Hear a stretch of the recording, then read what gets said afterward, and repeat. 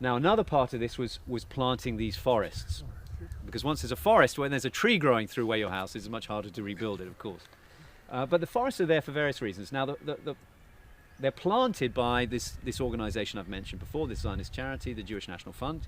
We've got to think about this, that the Jewish National Fund is a charity. If you make a donation to it, it's tax deductible. It operates as a charity in most Western countries, in most of Europe, in America, in Canada, and so on.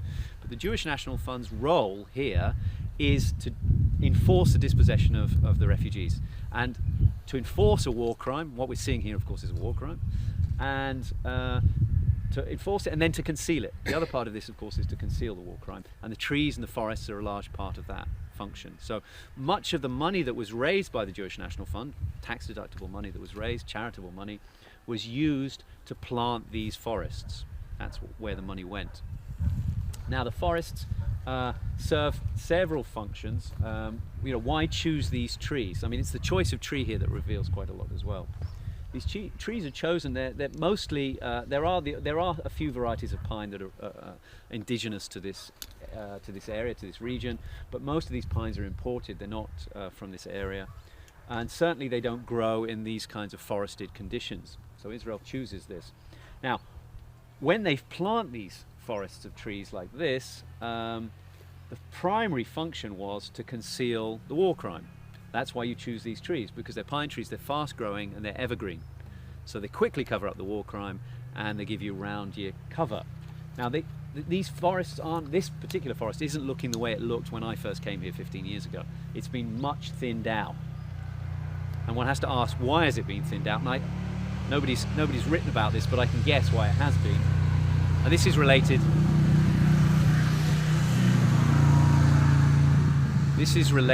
to the Carmel forest fire in 2010. Some of you may remember there was this huge raging forest fire up on the Carmel mountain next to Haifa. It was on the TV, and Israel was really frightened that Haifa was going to burn down, and it was saved by the Turks actually. The Turkish lent these big water carrying planes, had these underbellies that open and all the water drops out. Israel doesn't have this kind of equipment, and so these were used and put out the fire just before it sort of singed the edges of Haifa.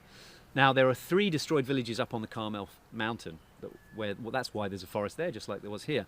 And Israel had planted a thick forest up there to conceal the remains of the destroyed villages.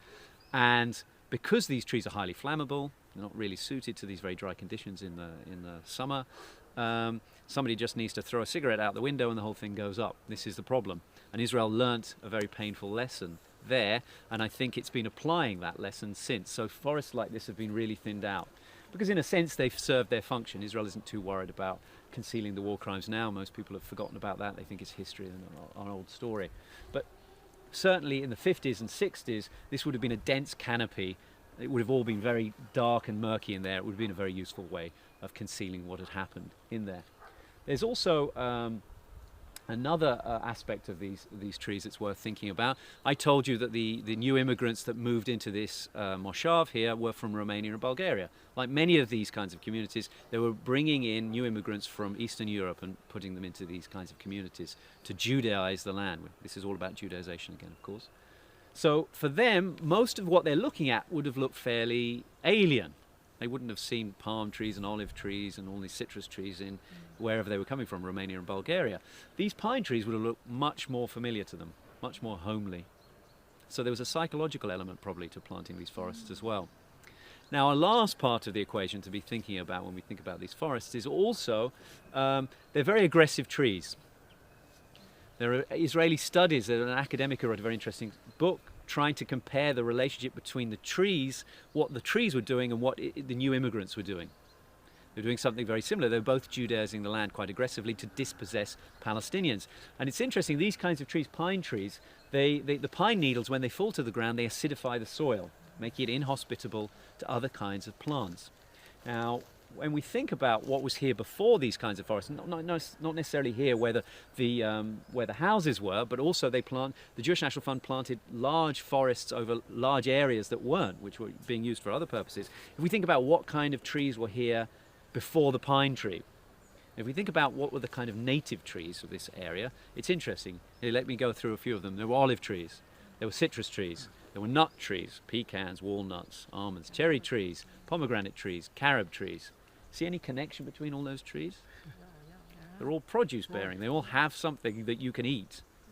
And this was actually a vital part of the Palestinian diet. These were poor peasant communities in the main, living off agriculture. So they needed, as an important part of their diet, was foraging from these trees. That was part of their subsistence. So if Israel strips out these trees, takes them away and plants these useless pine trees, it's also depriving them of an essential part of their diet, of their ability to subsist on the land. So that was part of the story here as well. So in all these different ways, it was making life very difficult for any refugee that tried to get back, found there was no house. If they entered it, they were likely to be shot, and there was nothing to live off. Not only was there no house, but there was nothing for them to sustain themselves.